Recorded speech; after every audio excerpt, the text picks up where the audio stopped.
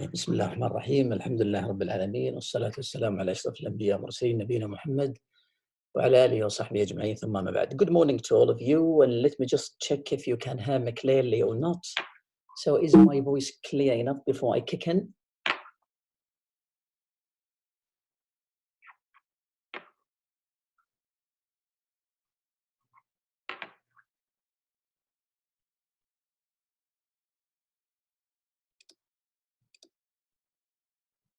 Okay. Okay, if the voice and my sound is clear enough, so let me just kick in because we have to start at 9 o'clock and I have to be punctual on this. So first of all, thank you so much for the General Directorate of Education, Qasim, for inviting me for this training course. I'm so delighted to be with my just colleagues, English teachers, males and females in the general education. And this is the second part of this training course, which started yesterday with Mr. Abdul talking about the some strategies in teaching English, particularly I think critical thinking skills. And this is the second side of the coin, which is about technology and English language teaching, which is our time after the COVID and before the COVID-19 mail I left it. Okay, my name is Dr. Abdul Ghamas, an assistant professor of applied linguistics at Qasim University in the English department. And today I will walk you through this topic, which is the tell or call different names. We'll be just looking at some acronyms today. And from time to time, I'll give you just the mic, the floor to ask, to confirm if you have any question, any inquiries. And about after 1 hour and a half from now, about 10:30, we'll be having a 20-minute break. Then we'll just get back. So before we start, I would love that if you, every one of you will just turn off your mobile phone as you do on Madrasati platform, because I would assume that you registered for this training course to get the most of it. Okay.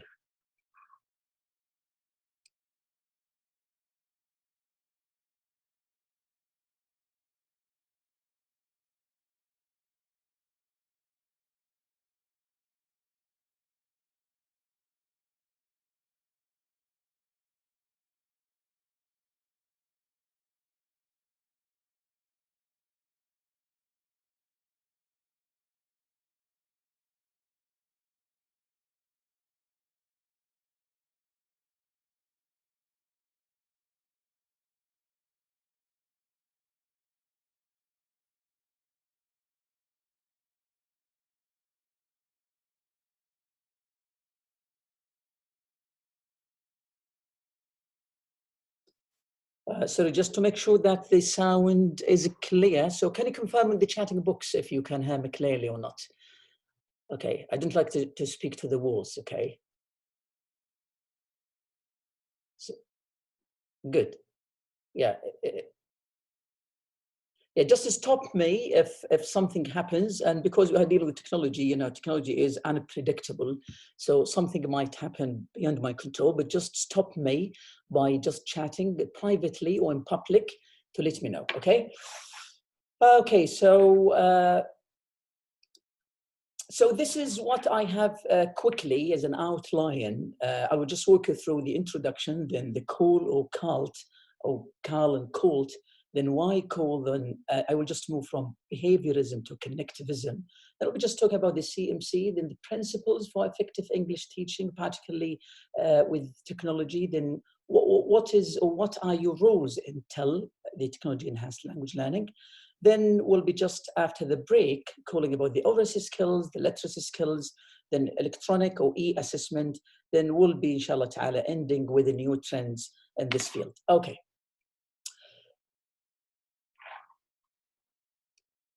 Okay, so if you look at call or cult and the umbrella of applied linguistics, you might ask yourself, okay, where is call or cult is placed under this broad umbrella, okay? So when we just look at this one, we can see that within the broader field of applied linguistics, CALL, or computer-assisted language learning, or computer language teaching, could be placed at the crossroads of different disciplines, which means we can just call it, this is a discipline that works as a transdisciplinarity field. It's not multidisciplinary field, not a cross, but a trans, which means it is affected by many important disciplines in the field of humanities and social sciences. So, for example, Levy 1997 thinks that psychology, artificial intelligence, computational linguistics, instructional technology, and human-computer interaction, those 5 majors affect computer-assisted language learning. However, Chappell, who is a prolific writer and big figure in CALL, okay, she thinks that educational technology, computer-supported collaborative learning, the CSCL, and artificial intelligence, computational linguistics, corpus linguistics, and computer-assisted assessment greatly affect this field. Okay, so if you look at this one, the bottom line is that this field is very, very significant because it is affected by many disciplines and it is related to humanities or social sciences. Okay. CALL, cult, just some definition and background. Okay, what is, okay, CALL? Okay, you might study this. Oh, you can't see the screen. Okay, let me just, okay, change the, okay, let me share with you this one.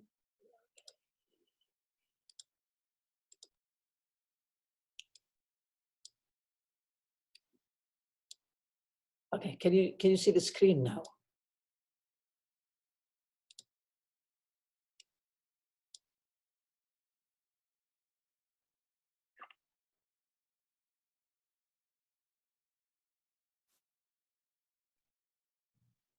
Just tell me if you can see, is it readable or not readable, okay? Okay, thank you for helping me. Okay, just let me know if it's readable or, okay, is it clear enough or not, okay?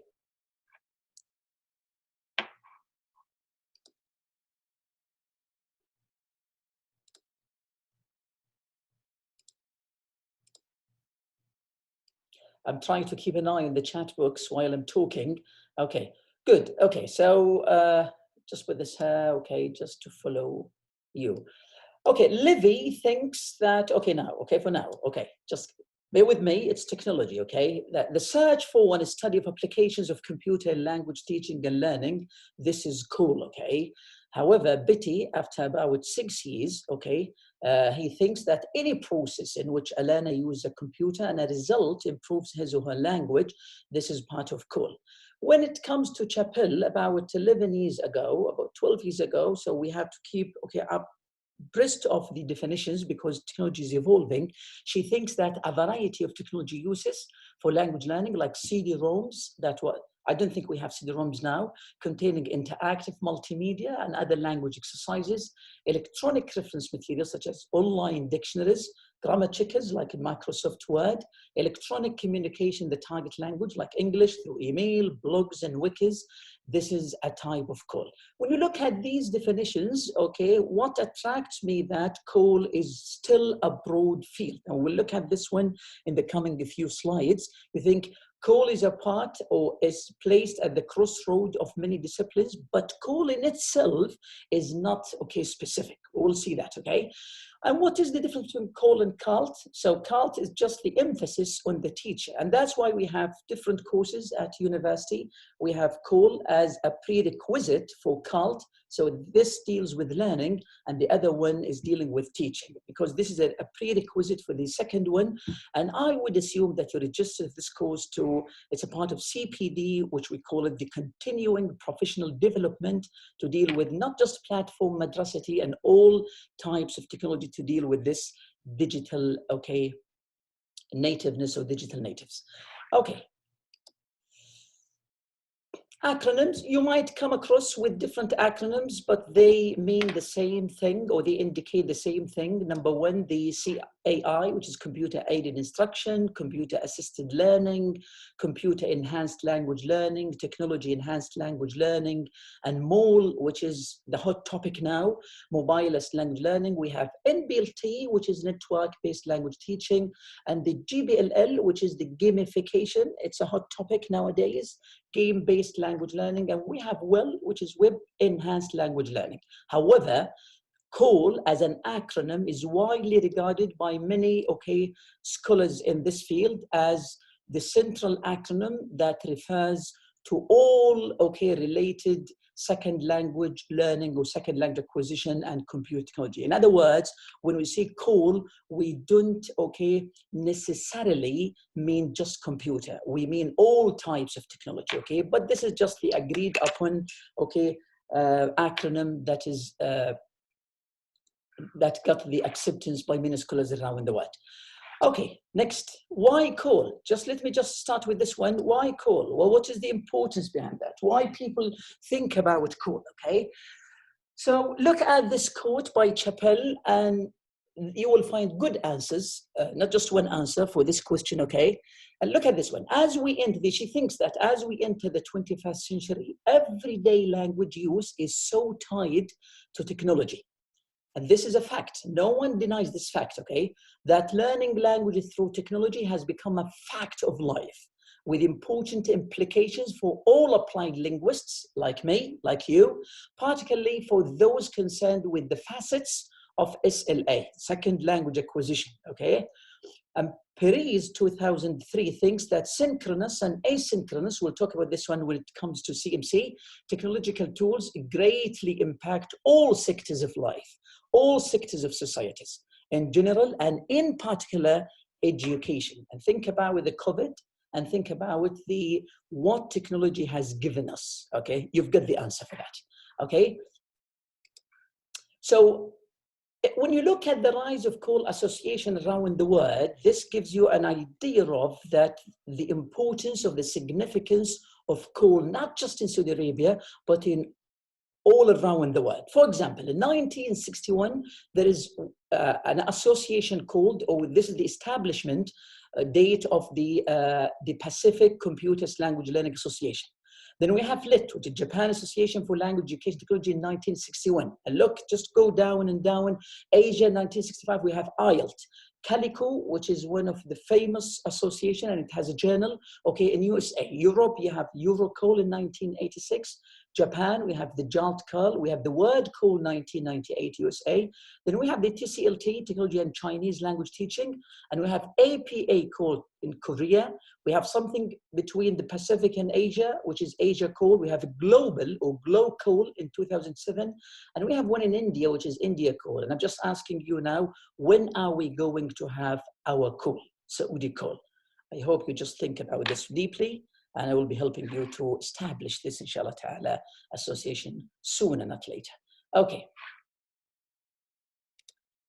6, and that's why I said, when you look at CALL as a it's placed at the crossroads of different disciplines in linguistics, in applied linguistics, even in translation, we've got machine translation, You look at this one, it is a big family. It's not a small family. Why? Because when you attend, and if you've got the chance to attend any association, and you can just browse their websites like Calico, CALL, Eurocall, and all the associations that I have just mentioned, those things, So you've got something, we call it SIGs, which is the special interest groups. In other words, CALL is not, one thing.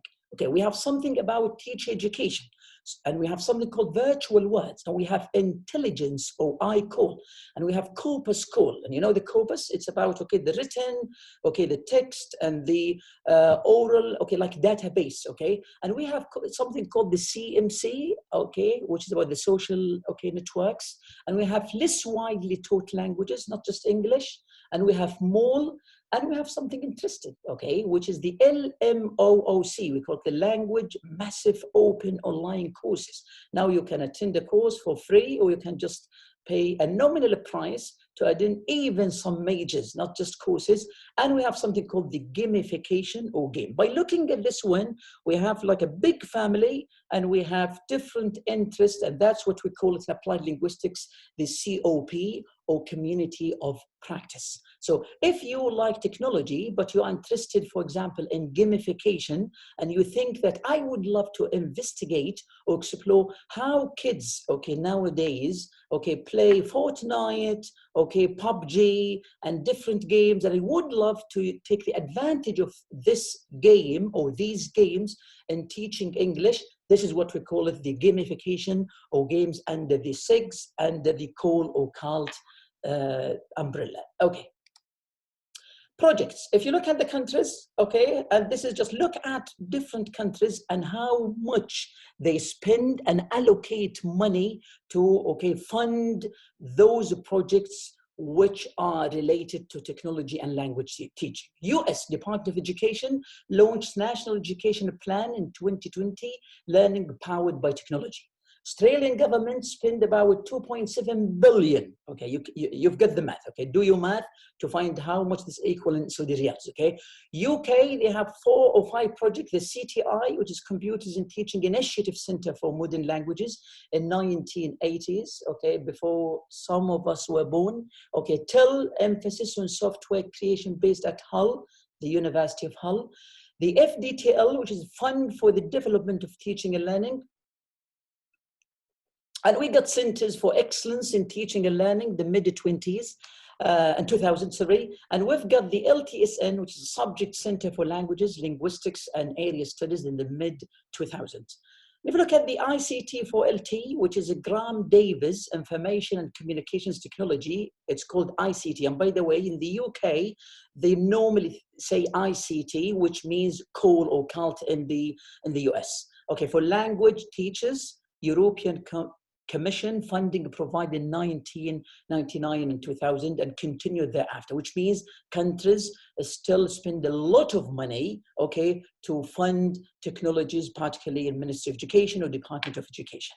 And we are no exception, I think we have the Kingdom Vision 2030. You can read about this one. And the government has spent or has allocated a lot of money, a lot of portion for this one. And I still remember 2007, about 14 years ago, we have something called King Abdullah bin Abdul Aziz Public Education Development Project. And one of the, initiatives, or one of the points of this initiative was objectives is the re-qualification of teachers, like you, like me, as well as the application of information and communication technology in education to stimulate learning. I think that was a good vision, because that was about 13 years ago, and now many of our language, I say language, I don't know about other subjects, language teachers didn't or have not faced any problem teaching on Madrasati platform. You might get the answer for that. So any question up to this moment? I'd like to just spoon feed you. It's like an active. I think I opened the chat. So if you got any question, if you got any, just raise your hand, then I'll give you the mic, I'll give you the flow to speak. Any question, any problem, any inquiry? Okay.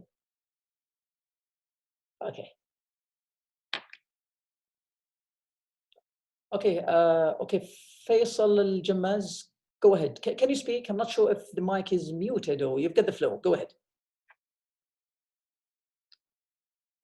Let me check if the mic is muted. Just make sure your mic is open and just hit the mic and speak, please.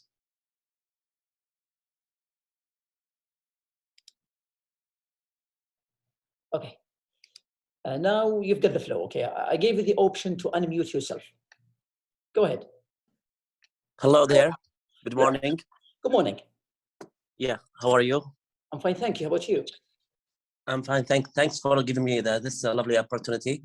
So I just checked about one of the approaches, which is gaming. From my point of view, I noticed that many students with amazing English accent and performance are gamers. So if we improve our techniques in making games through our English learning approaches, I think this would make an improvement for the student English acquiring. Oh, thank you so much. Okay, Mr. Faisal, I'm in total agreement with this point, and I think I'll be just touching up with this point in the coming few slides. And if you were just start with the digital natives, the idea of Mark Prinsky, he talks about the digital nativeness, and one of the features or one of the characteristics of digital natives that they like graphics. They don't like texts. They are hypertext, they are multitaskers, which means they would love, and this is the feature of gamification or games. The problem is that many language teachers like you, like me, we think that games are just for fun. Yeah, that's correct, but can we take the advantage? Is there any affordance by applying games to teach English? Yes, according to well actually it's a mix of fun and learning. Because I'm one of the, I think I consider myself one of, the result of, learning from games. And that's why my English language, of course, and others, all the gamers who have their English evolved and improved through the games and, by practicing and learning new words, idioms. So I think this will improve dramatically with the new generation of gaming and technology. I couldn't agree. Especially online. I think you are right.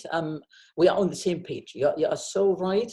And if you look at the just recently published papers, and by the way, the gamification is still a hot topic.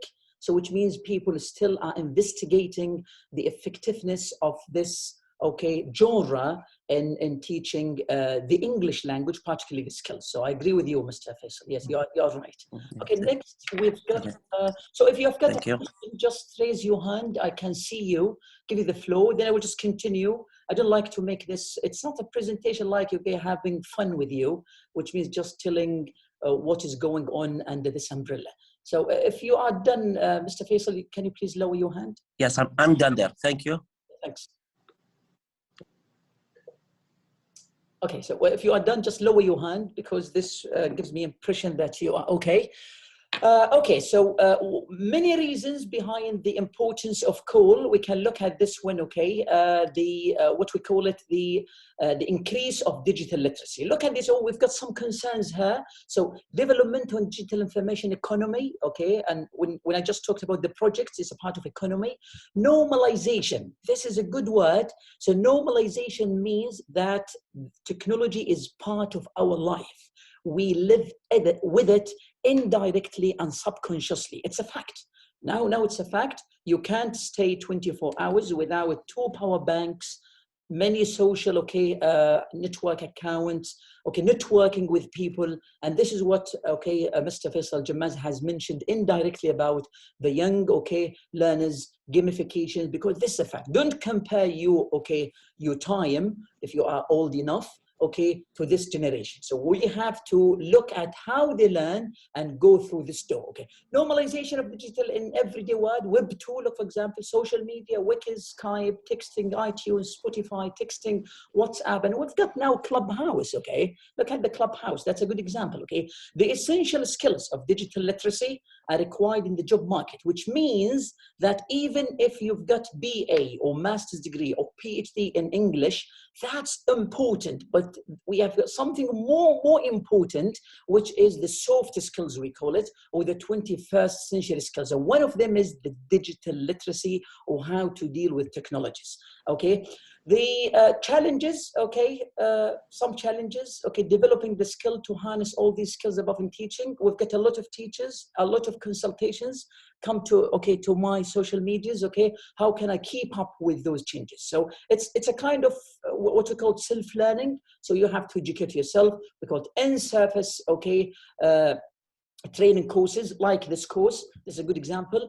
The need for digital literacy for language learning, we have to educate our teachers, and that's why a lot of programs in the English departments inside the kingdom have updated their plan to infuse or to add or to integrate different courses, regardless the name, like computer assisted language learning, computer assisted language teaching, even in the master's level, okay?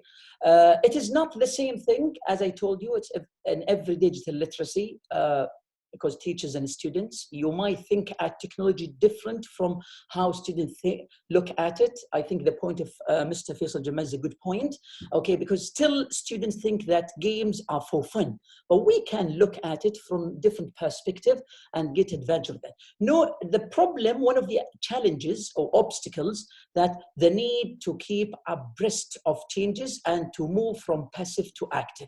This is not easy, I know that one, but we have to work on this one, even individually or collaboratively. Okay, a quick historical background about COL and under the umbrella of particularly language teaching, because you are language teachers. I would love to go through what I call from behaviorism into what I call it the Connectivism. If you look quickly at this, okay, arrow from the left to the, okay, this is the, okay, the indicator, okay, or the side, okay, the behaviorism, or what you call behavioristic or structuralist, okay, call in 1960s, about a decade, then moved to the communicative call, then integrative call, then we have something called, okay, the normalization. I'll just, okay, talk about this in the second slide, okay.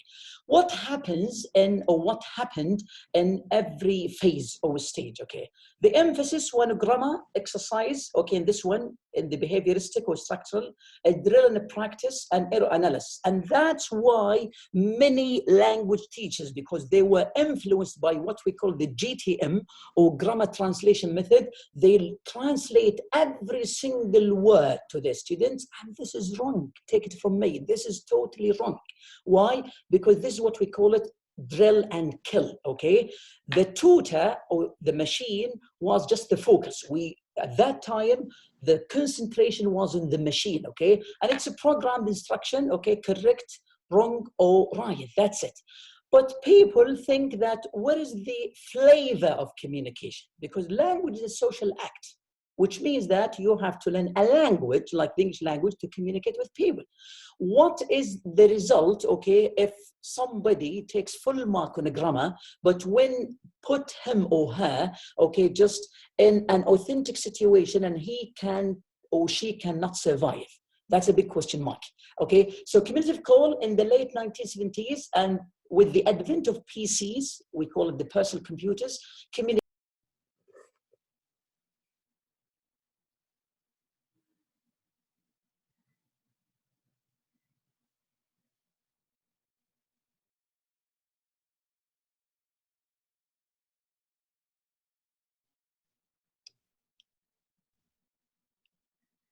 Do you still hear me clearly?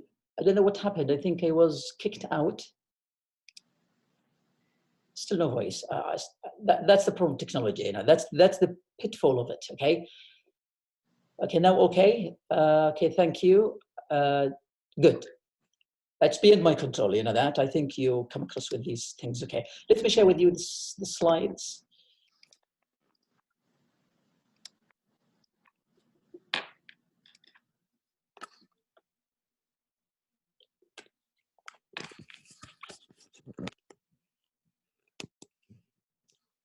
Okay, am I clear enough? Okay, just let me know before I just start. Okay. Okay.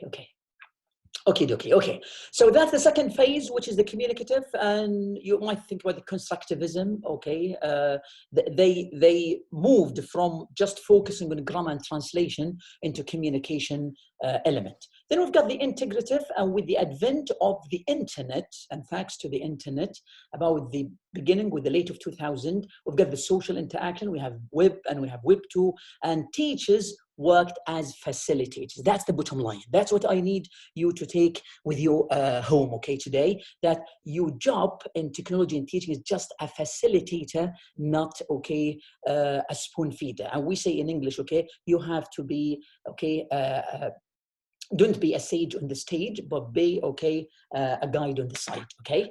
So quickly then, okay, that's the bottom line. I can share with you later, or you can just Google it. Look at this one. We've got the approach, and we've got 3 phases. Then we've got this, the movement of till, and it's going on and on and on because technology is evolving. Look at this one, okay? What concerns me, 3 things, okay? I don't care about technology because that's beyond our control. Look at this, the view of learning and your role of technology and the principal objectives, the last 3, okay, rows. So in structure restricted code, we've got accuracy, and that's the grammar. Everything has to be accurate. And this is not okay, because you are teaching people whose language is not English, okay? And that's the behaviorism, and technology was just a tutor, okay, like a teacher. Then move to a fluency, which is the communication. Then we've got constructivism, that's the theory of learning, okay? That's the CLT, community language teaching, okay? Then the 2T, which means students, okay, taught and the computers or technology. Then we've got something integrative, which is with the coming of the internet and multimedia about 20 years ago, okay? We've got something called social constructivism, the idea of Vygotsky, okay? Situated learning, we have mediational tool, which means technology is just a tool, just a helping tool, and that's why we call it assisted, enhanced. But look at this one, we've got something called normalization, okay? The environment, which is, we call it, the technology is everywhere, it's ubiquitous, okay? And we've got something connectivism, and connectivism is the theory for the digital age, which is a good theory of digital age. People are connected, but we have to look how we teach them a language skill through any types of technology, okay? Okay, now let me just give you a 5-minute or less than that, this question. Think about this one. I would love to hear your voice. I don't like to talk all the time.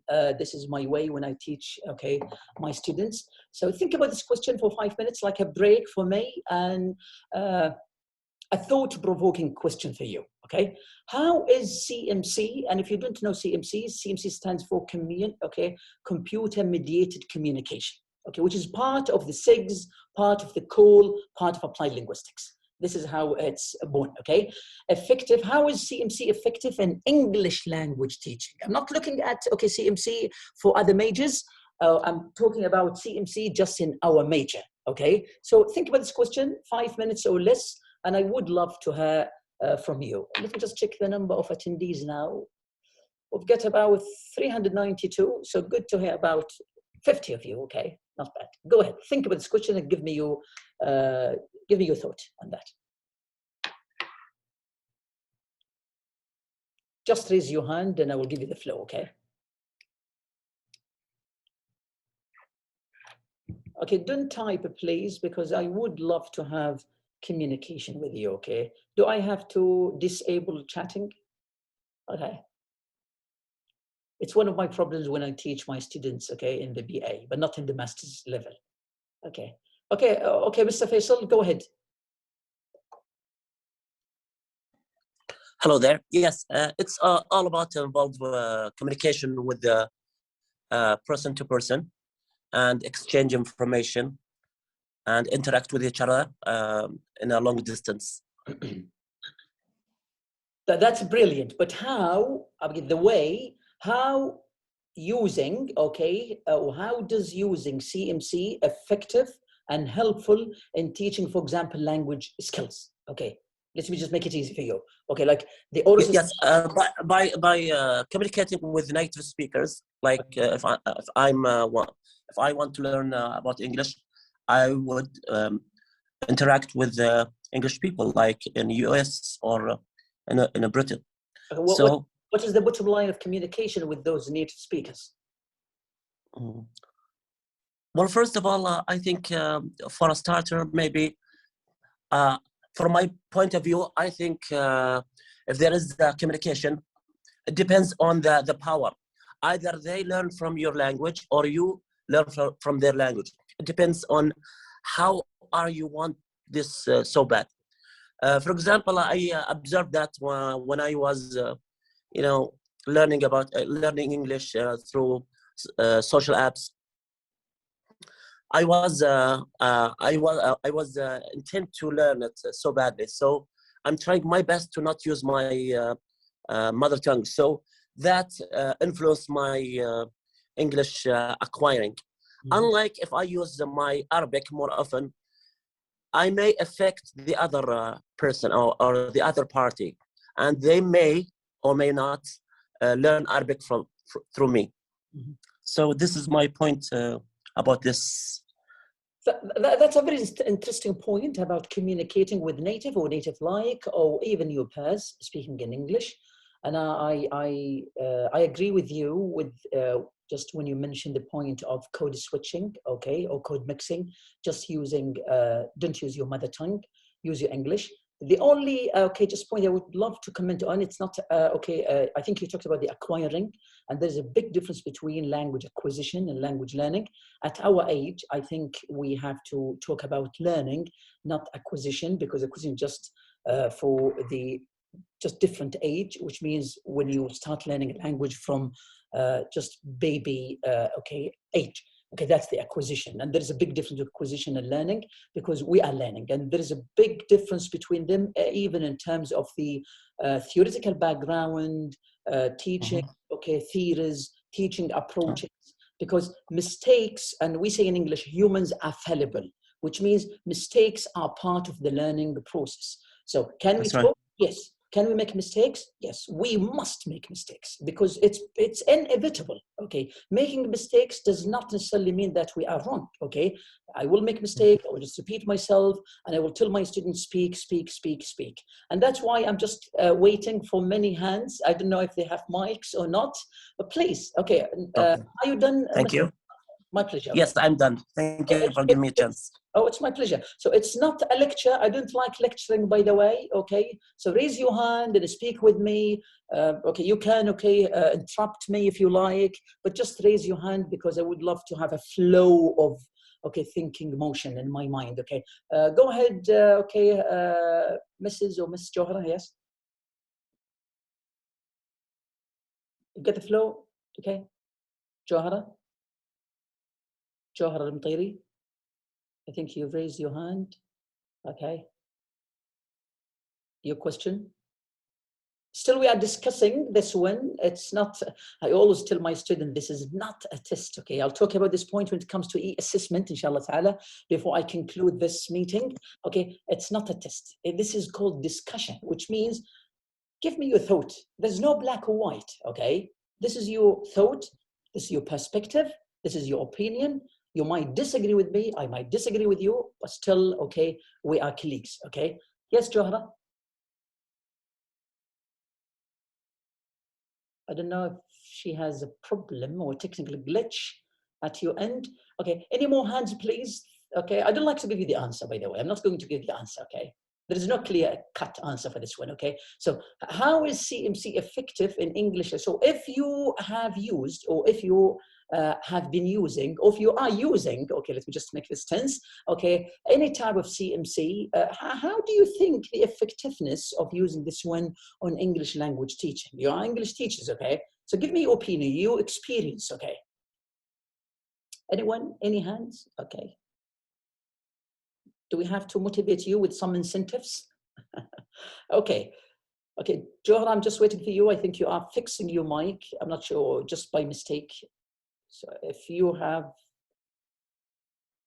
yes, have a go.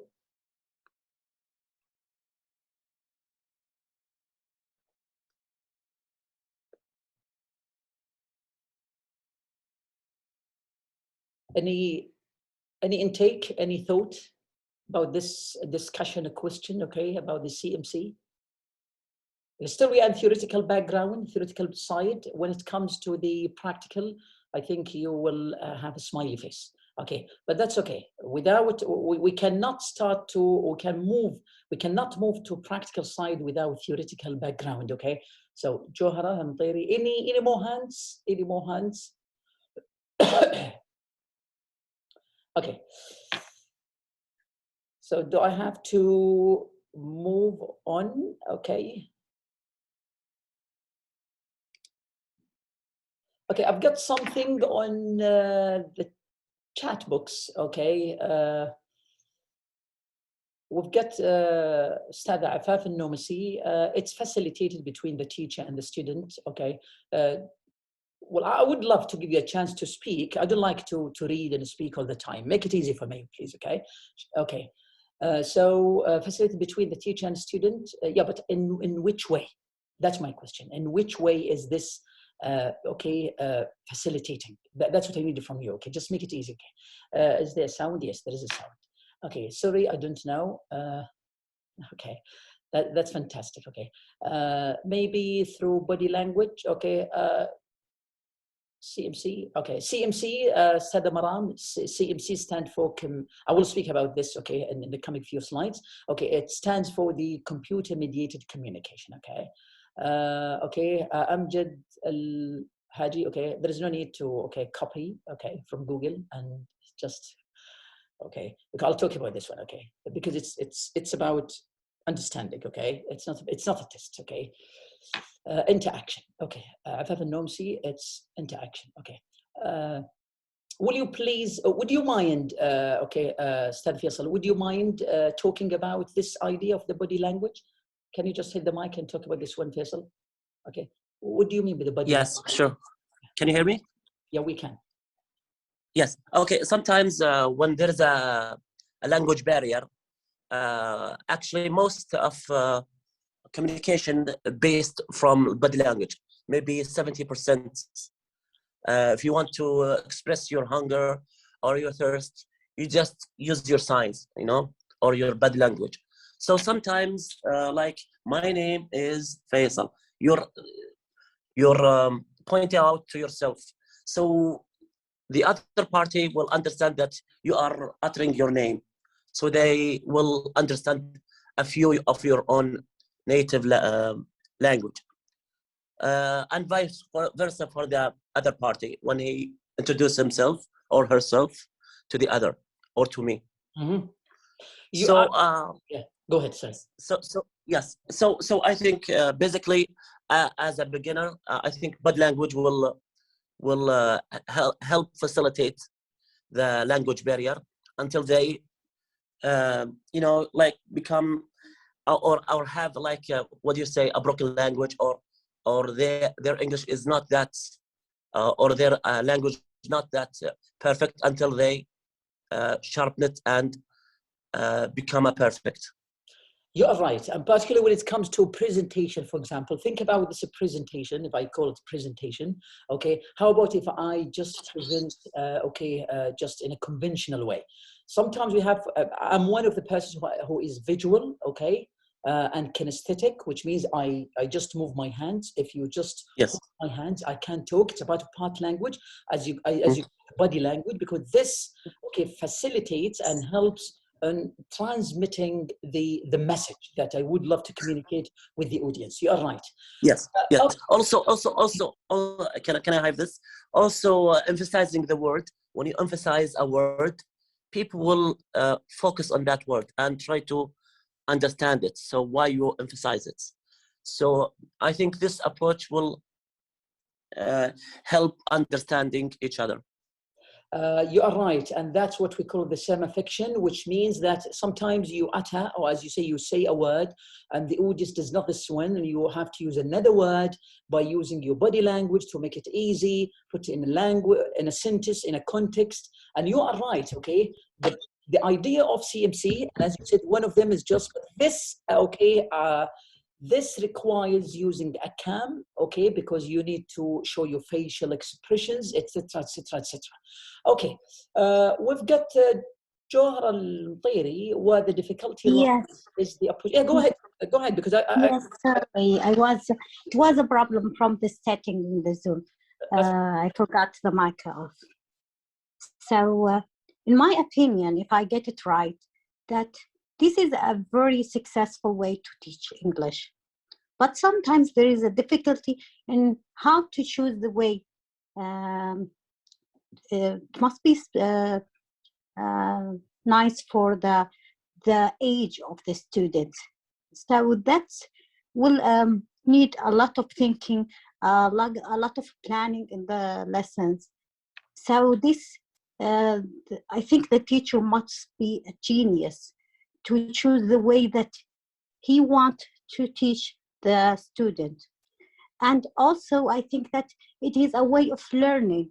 Not only the student is trying to learn from the teacher, even the teacher is trying to learn from the student. So we are trying together to have experience with this way of teaching.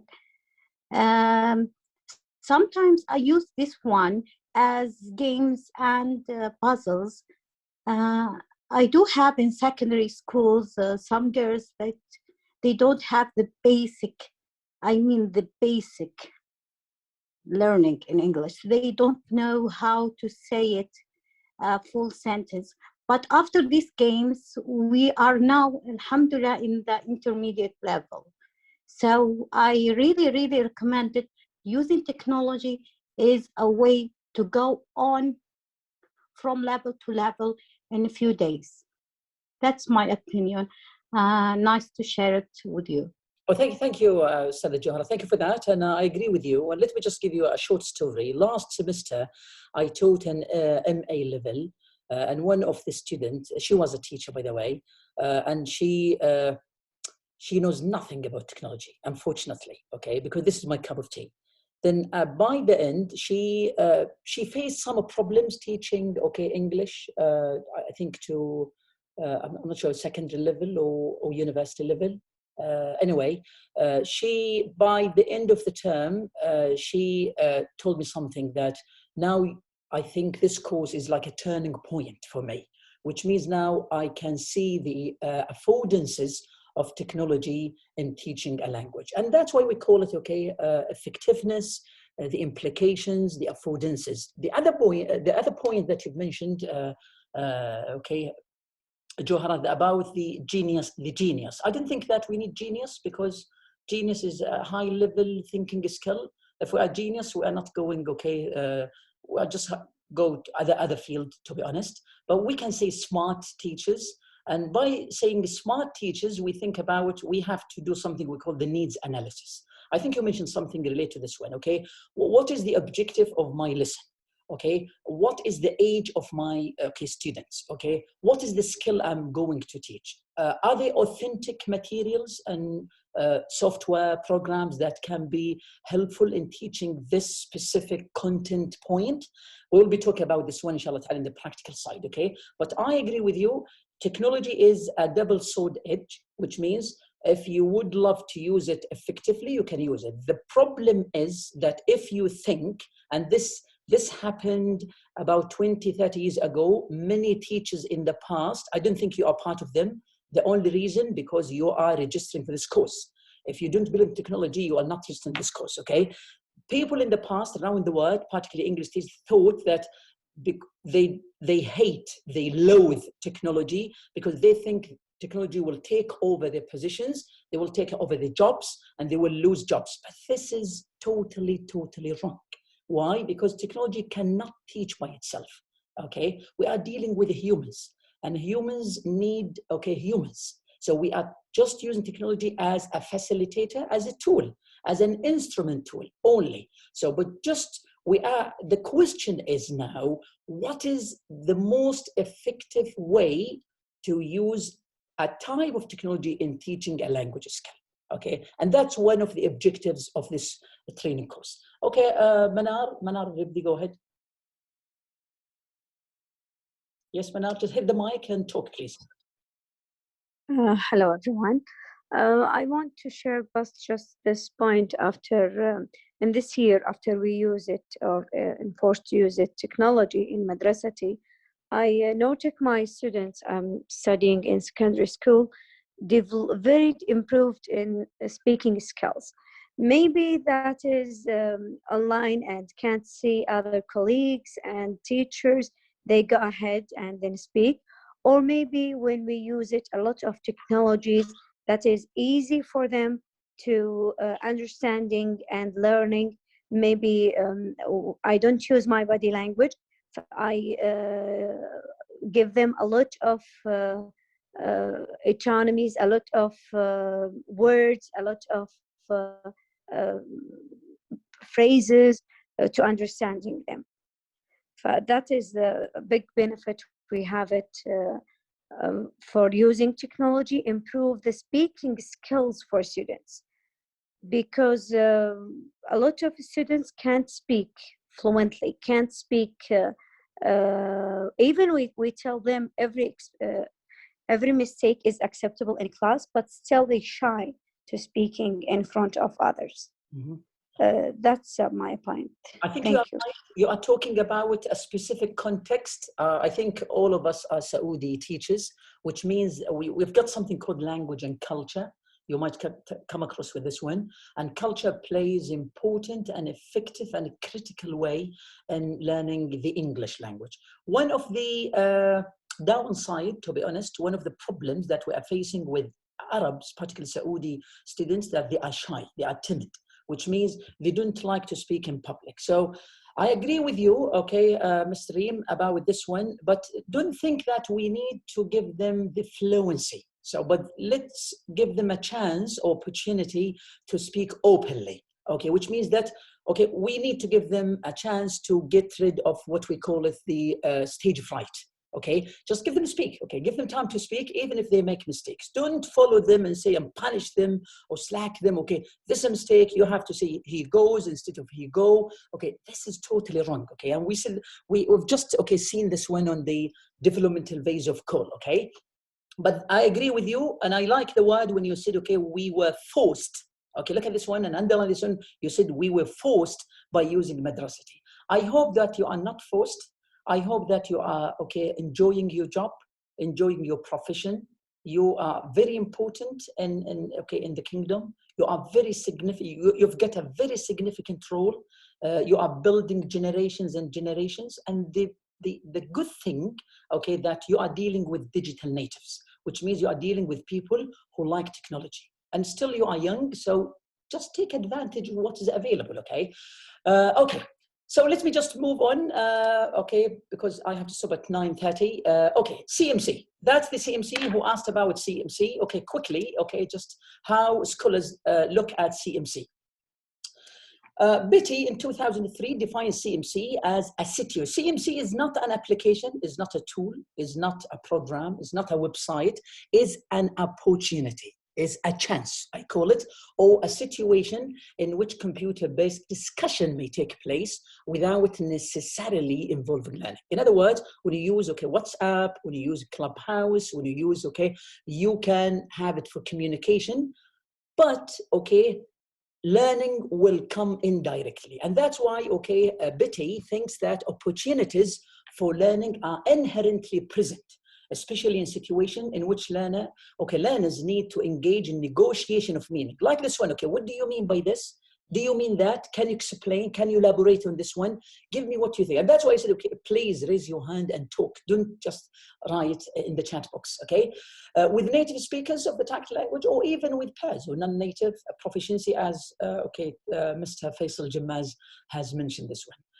Sharma and Barrett, about 4 years ago, looked at CMC as situation, as diverse, okay, as communicating through the keyboard with pen pals, with friends overseas. Sending an email is a type of CMC. Making a telephone call, like using the Skype, for example, and look at the big news channels like the BBC, CNN, and etc. They make interviews using the Skype. It's not for the language learning, but it's a kind of communication. And that's why we call it computer-mediated communication. There are two main types of CMC, as you know, synchronous and asynchronous, and both types use different modes of communication: audio, video, text. And I think on Madrasati, you are using all these like overlapping, like a melting pot of those features. Okay. Basically, I think you know that synchronous and asynchronous, the only difference between them, okay, that synchronous means live, like what I'm doing now. I'm talking, you are, okay, listening to me, enable real-time communication and collaboration. And that's good in teaching, particularly in the overseas skills, like listening and speaking. And it means just to connect at a single point in time at the same time, like what I'm doing now, okay? The asynchronous, there is a lapse of time, okay, which is like sending an email. When you send me an email, you don't wait, okay, and just clap your fingers, okay, or crack them and waiting for my reply, because it's already known that I will reply to you as soon as I read it or get an answer to you, okay? That's a type of asynchronous, okay? And the good thing about asynchronous, it gives me the convenience, and it depends on my schedule. If I'm busy, I'm not going to reply. If I don't have any internet connection, I will just reply as soon as I've got the chance. Okay, but look at this one. That's the bottom line. Okay, look at what Perez think. Okay, he thinks that synchronous and asynchronous, text, video, audio, okay, all these types impact all sectors of society, and particularly education. And that's why I think one of the teachers, or just volunteers, okay, thought about the importance of technology, because still you are not forced, but we've got the chance to use it because it has a great impact of teaching language skills. That's the bottom line. Digital communication. Look at this one. You might heard about Web 1 and Web 2. Just quick background, okay? What is the difference between them? Okay, quickly, okay? These are two generations, okay? Do you have any, okay, comment, Stada Rana Sali? Because you opened the mic. Okay, by mistake. So these are two generations. When I say generations, these are two updates. It's like the iOS or Android. When we get, okay, for example, version 14, then we'll get update 15. This is a technical side. We don't care about this one, okay? Because we are not in the computer science department or college, okay? But what is very important that, okay, if you look at these just examples of the Web 1, Web 1 was just a one communication method. There is no full communication, or what we call it the multiple voices, which means like Clubhouse now, like WhatsApp, like Snapchat, I talk, you talk, I send you, you send me. It was just like a one-way communication, okay? These just examples, the chat rooms, MSN Messenger, Paltalk, these just examples.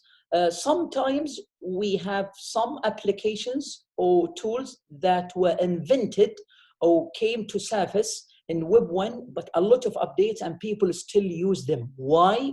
Because they think they are helpful. The question now, okay, why do, okay, some applications disappear and some applications or software or digital resources still, okay, alive? We don't know. Okay, why? Because there are many factors. Okay, for example, emails, okay, sorry, oops. Emails and discussion forums are still used, okay, although they were invented in Web 1. But Paltalk and MS Messenger, if you use them, I used to use them, okay, more than 15 years ago, okay, no people are using them now. I don't think people are using them now. We've got different versions, different companies, they are marketing, they have the same mechanisms, but with different features, just to be compatible with what are available now in technology. Okay. In 2005, this is what I call it the boom of technology. Web 2 came to life, and when Web 2 came, the technology of Web 2 helps people to, okay, establish, to invent what we call it social networking tools, like Facebook, Twitter, and Wikis. And those good examples of CMC, okay? CMC and language learning, that might be a good answer to the discussion question. Quickly, if you look, and those, by the way, these points according to studies and research, so it's not my word, okay, but just for the sake of presentation, I made them on pointed bullet, okay?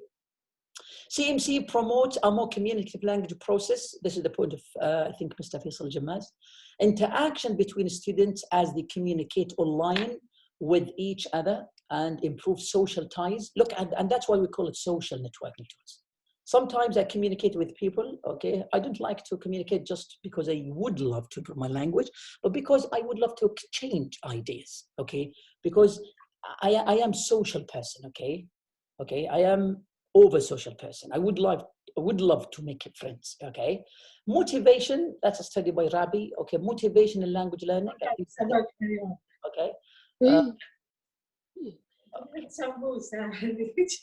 أستاذة عيدة فاطمة, if you...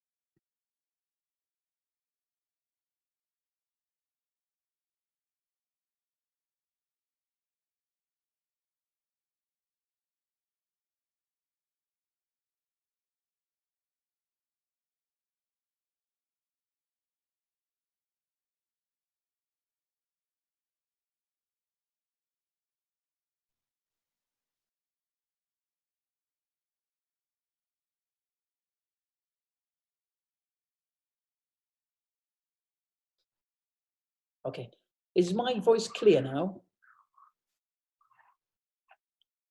Okay, I don't know what's going on. Somebody muted me, I think, okay? Okay. Don't be angry with me, be angry with technology, please, okay? So can you hear me clearly now? Okay, good. So I don't know, somebody has just muted me. Sorry on his or her behalf, okay? Good.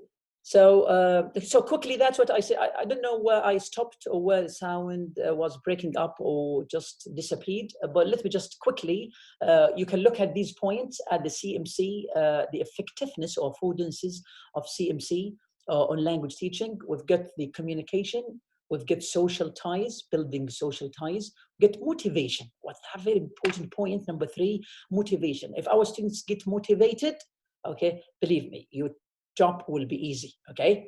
Centered approach, learner-centered approach, not teacher-centered approach. So don't be everything, don't be the boss, okay?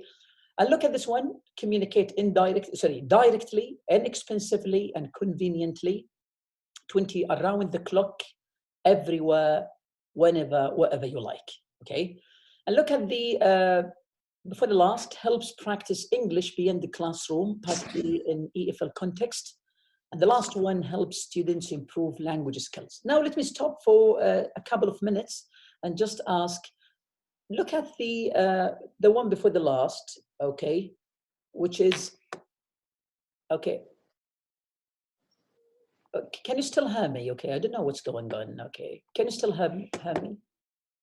Yes, yep, yes, no, yes, good. So look at the point, okay, before the last, okay, helps to practice English, particularly in limited chances in EFL context. Why EFL context? Okay, can anyone elaborate on this one? Give me your thought about this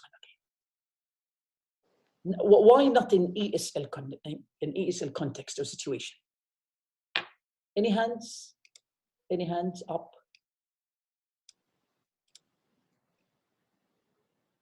Okay, hands up, please. Sometimes when I teach, I think you are, okay, when you teach as well, okay, how can I motivate you to speak, okay? Speak out, think aloud protocol, take it easy, okay? You are English teachers, I don't think you have any problem in speaking, but just give me your point, give me your experience, okay? Share it with me, okay? Because we are building the same generation, okay? You've got the starting point, you send students to us at university, then we finish building, okay? Yes, okay, Faisal, go ahead.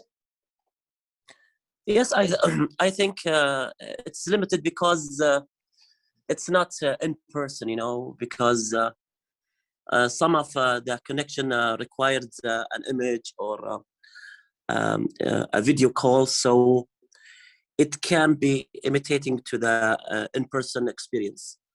But not all CMC are like in person.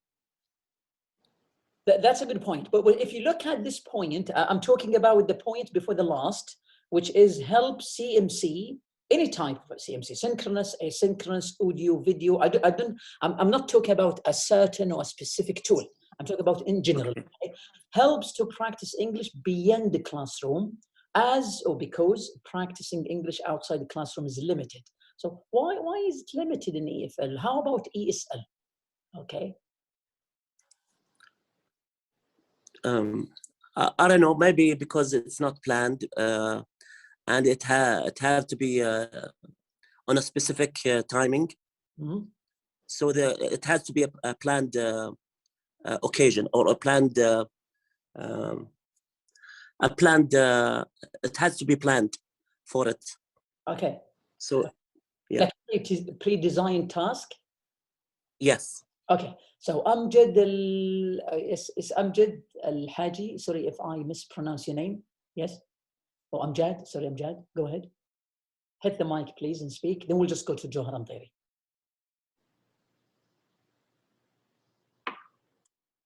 Yeah. Just hit the mic, please. Just open your mic and speak. Yes, Amjad. Yes.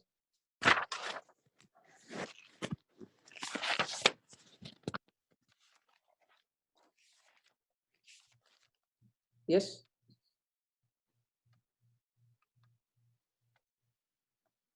Okay, Khalid Al-Dawas. Yes, Khalid, go ahead. Assalamu alaikum and good morning. Good morning. Yeah, I would say the difference between EFL and ESL it would be the availability of English language outside the classroom. So there will be like some personnel or some people outside the classroom speaking or using the English language, whereas as in EFL, the English language is not practiced outside by anyone. Like the people in, like, let's say in my country doesn't speak that language at all, and we don't have any like face-to-face English communication at all. So that's, I would say, the difference between EFL and ESL. Okay. If I understood the EFL correctly, as it say, like, does it refer to English as a foreign language, right? You're right. Yeah. So if I understood correctly, I would say that's the different availability of English language outside the classroom. Okay, I think you're right, but let me just comment on this one, and I need to have from you. With technology, do you think we need to differentiate between EFL and ESL? In the context of that point, the one of practicing English outside, because this is your point. Could you come again, please? Okay, you mentioned that the EFL, ESL, well, we know that this is English as a foreign language, English as a second language, and you mentioned that it's about the availability of people to practice English outside the confines of the classroom. Okay, yep. So my point is, with technology, by having technology, do you think this gap is bridged? I would say yes, yeah. That's it. I would say yes. That's it. And that's why we say, okay, this is one of the importance of CMC. Now, I would, yeah. if you allow me, I would say CMC and EFL would play the part of the missing English part. Yeah. So yeah, it will be kind of the missing English language outside the classroom. So by using CMC, I could like create imaginary or real communication, even without having like someone to speak to face outside of classroom.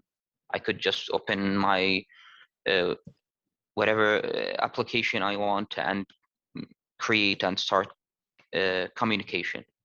So yeah, I would say CMC will play a part to fill that gap of missing an English language. Okay, that's a very significant point, and I agree with you. Even face to face, you can meet face to face, and when you say face to face, I mean using a cam and a mic. It's a face to face meeting. Okay, thank you. Do you have to add something? Okay, Ustad Khalid, or that's it? I appreciate it. Thank you. That's all. Would you please just lower your hand when you are done? Johra Al-Mtairi, yes, go ahead, Johra. Yes, after the e-learning, before the e-learning, we are in the class, we teach English. So after I go from the class, the girls automatically, they will use Arabic. So this now in e-learning, I try to use it. We have now assignment 20 marks. So e-learning give me the chance to give them 1 mark for outside the class. I will give them a topic. They will have a sentence or 3 sentences about this topic in English. They will Google it, try to practice how to say it in English, a full sentence, and then I will give them a mark. That's make me use the English all the time. So now I think that we are more native than an English non-Arabic native with the e-learning, with the technology. Well, I get your point, which means, okay, technology has helped us, I mean language teachers, a lot, but we have to use it effectively. That's the bottom line. Okay, we have to trust our students because they are smart enough. Sometimes they are smarter than we are, but we need to give them the only. Yes, we need to have a safe zone for them. It is more like a clubhouse, but it's my clubhouse, in my room. They will on my safe zone. So we will have different ideas, different issues, and have different ways to practice English, but in a safe zone. You're right, and just give them a chance to get out of their comfort zone and think aloud, and they will do a lot of things, okay, interesting things, because you are giving them the chance.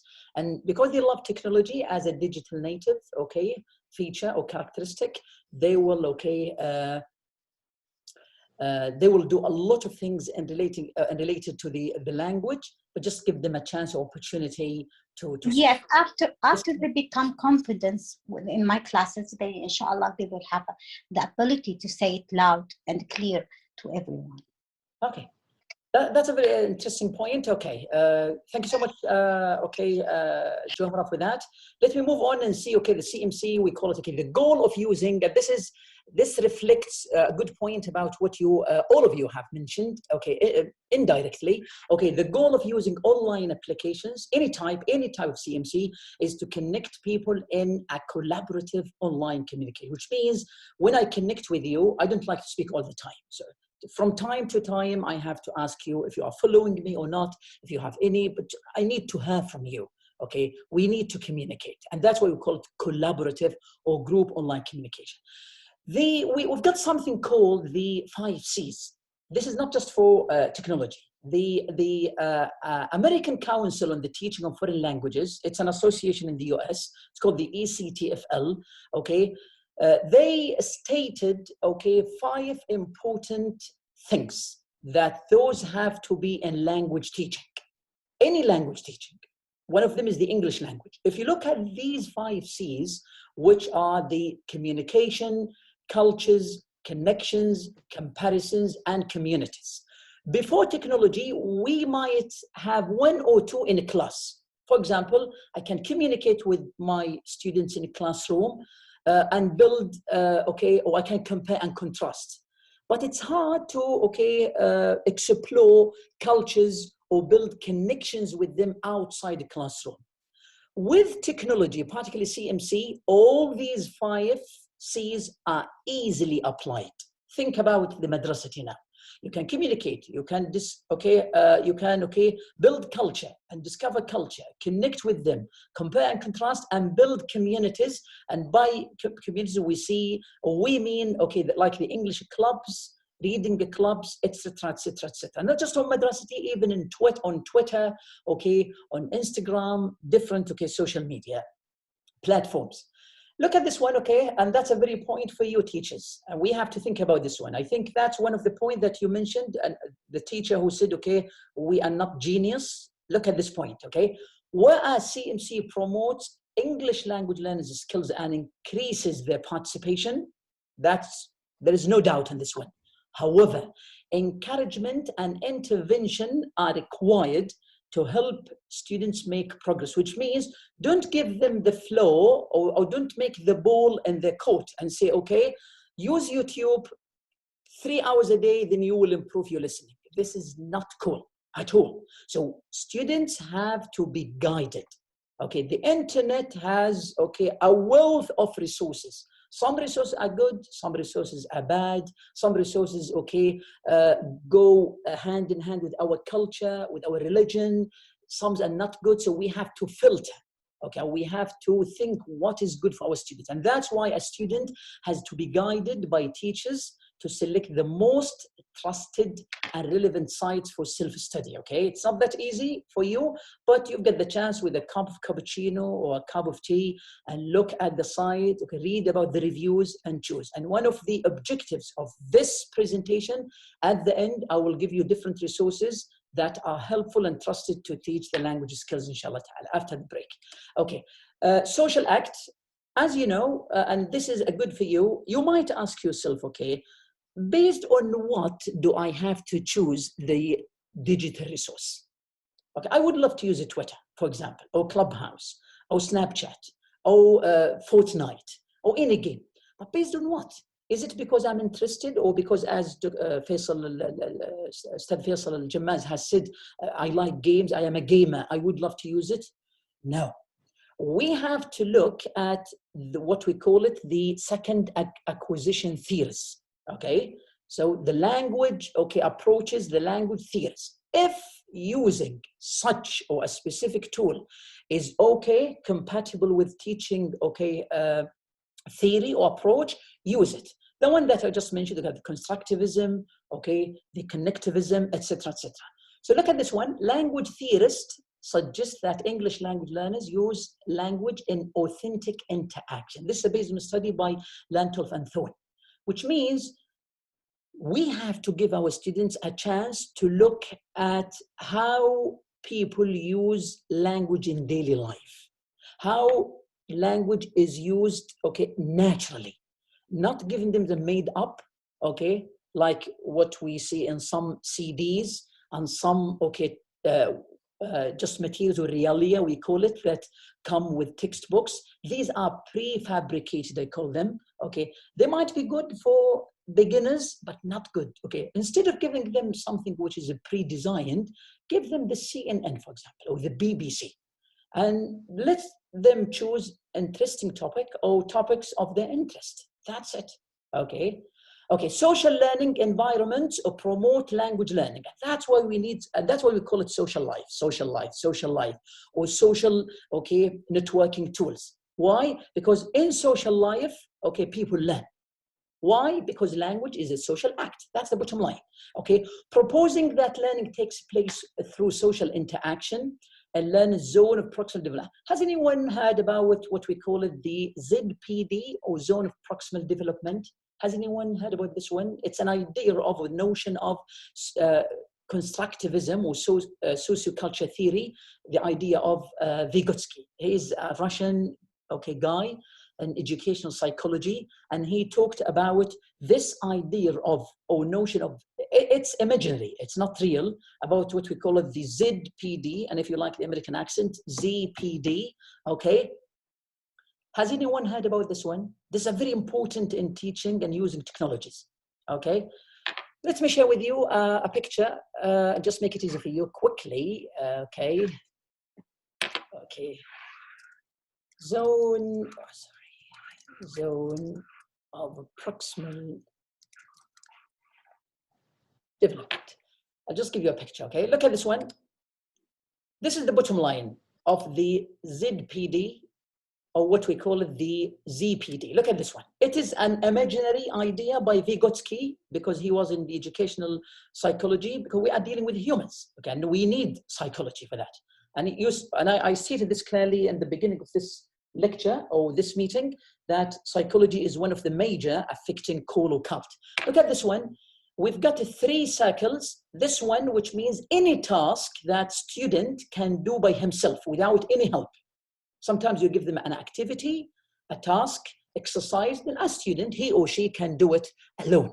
That's easy. Sometimes you give them a task, that's the big one, okay, the biggest circle, okay, that a learner cannot do it by himself or by herself.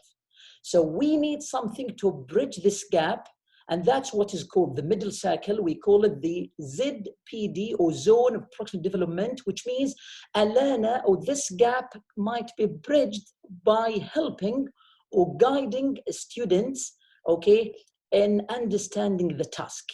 This middle one can be done by humans like teachers, by peers like classmates, or by technology. And that's the importance of this one, or ZPD, okay? Okay. Back to the slides.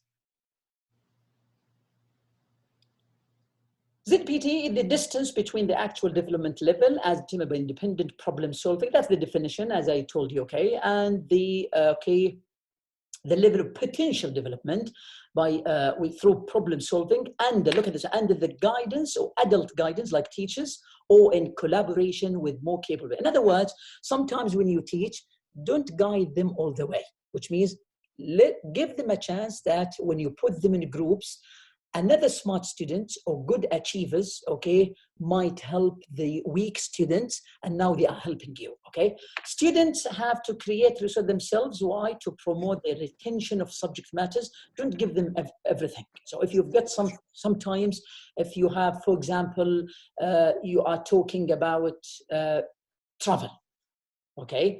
Okay, ask them to build a project, ask them to build, okay, 3 to 5 PowerPoint slides, do some research, like using Google's or different, okay, search engines, can come up with that. That's what we call the flipped classroom, okay? Come and guide them, but don't do everything for them, because they will be passive learners, okay?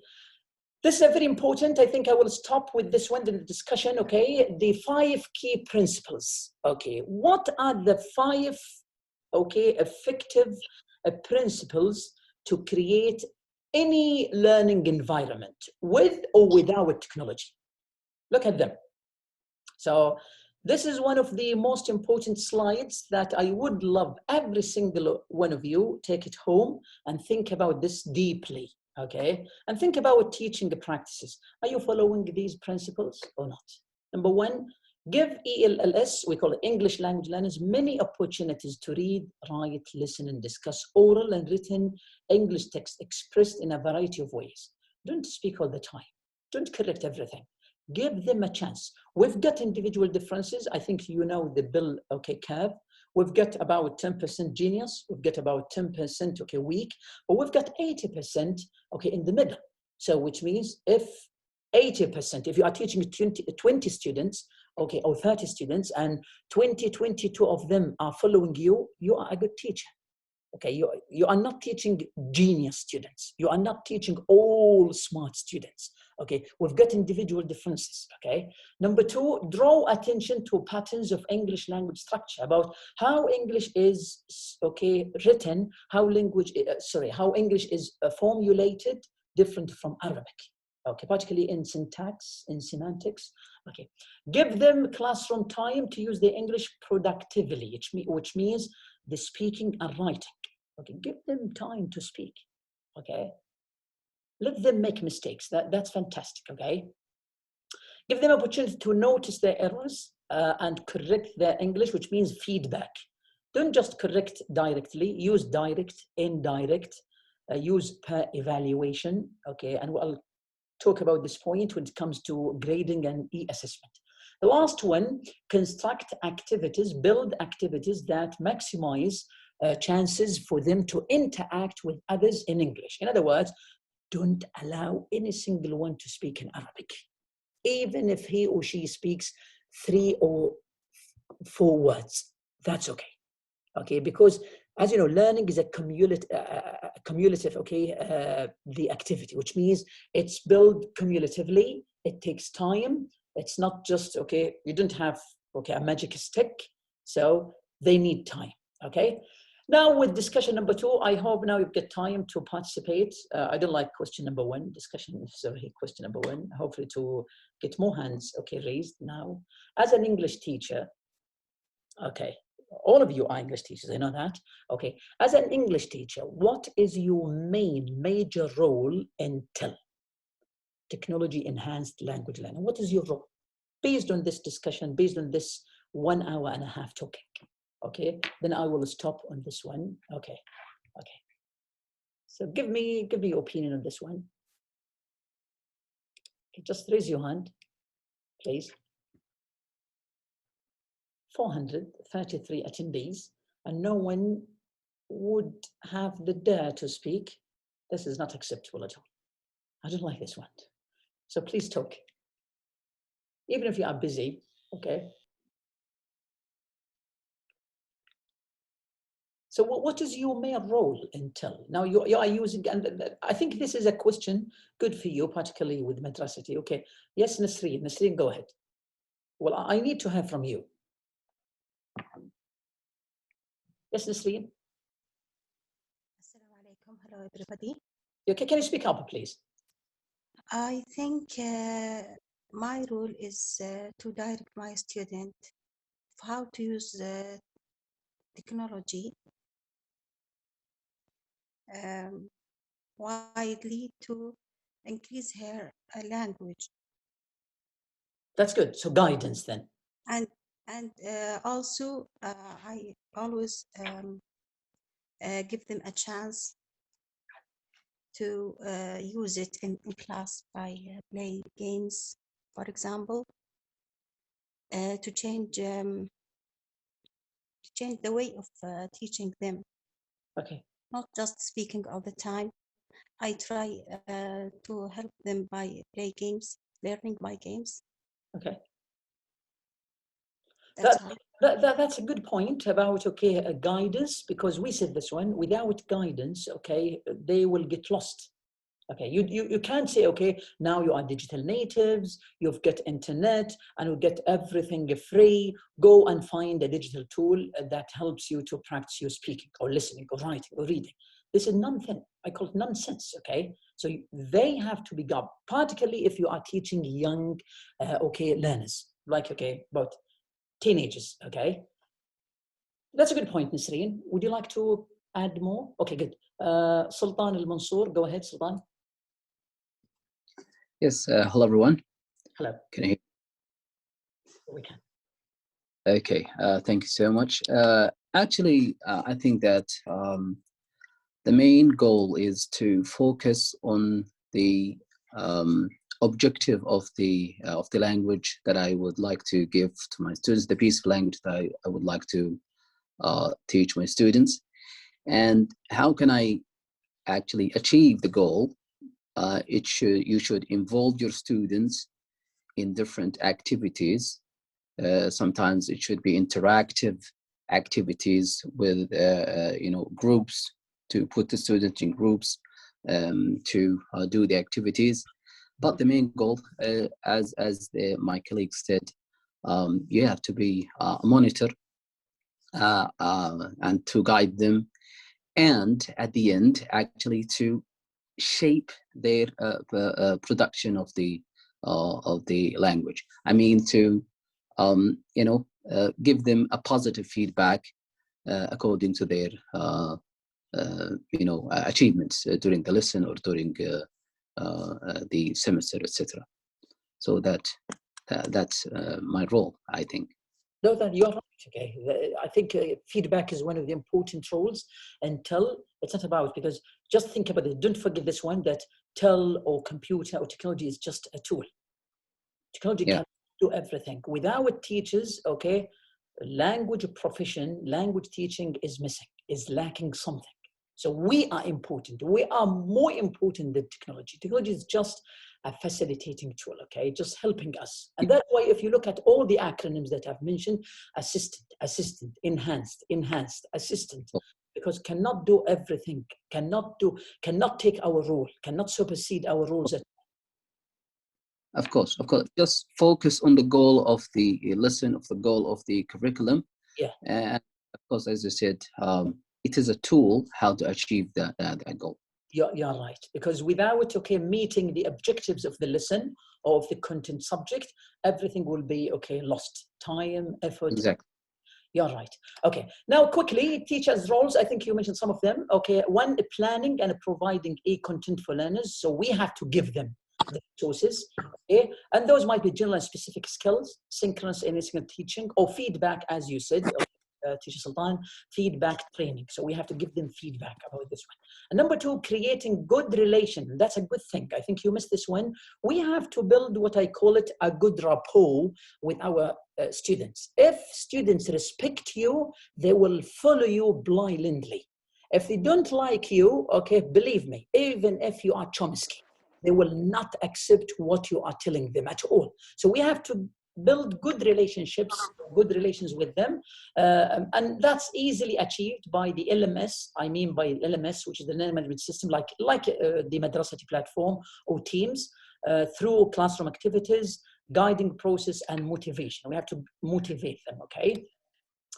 I think I have to stop at this one, okay, the integrated skills. Now it's 10:30 sharp and I'm punctual, I know this one. So we'll be taking a 15-minute break, okay? So at 10:45, we'll get back to the skills, which is the most important thing in your profession, then talk about some resources, then end up with, inshallah ta'ala, assessment. Then I will give you how you can contact me if you have any questions later on. Now I'll mute everything. We'll get back, inshallah ta'ala, in 15 minutes. Enjoy your break. Assalamu alaikum.